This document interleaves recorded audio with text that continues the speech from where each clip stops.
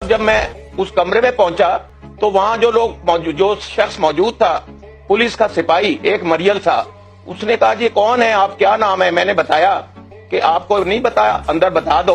उन्होंने कहा वो तो अंदर नहीं है। मैंने कहा कहाँ है। वो कहने लगे आओ मेरे साथ।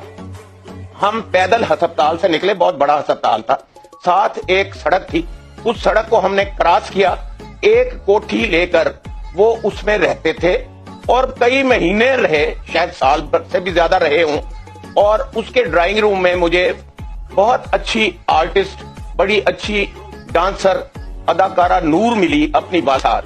मैंने उनसे कहा आप यहाँ क्या कर रही हैं। कहते मैं तो 3 हफ्ते से यहाँ हूँ, साहब की खिदमत के लिए आई हूँ।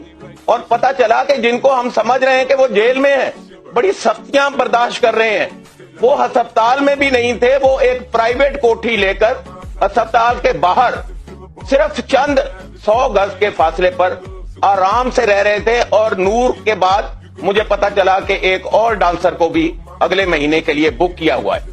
आप ये सारी सजाएं, ये दुख, ये तकलीफें, ये सारे जो अदालतों से जुर्म बताए जाते हैं, ये सब गरीब आदमी के लिए हैं जिसका कोई वाली वारस नहीं होता।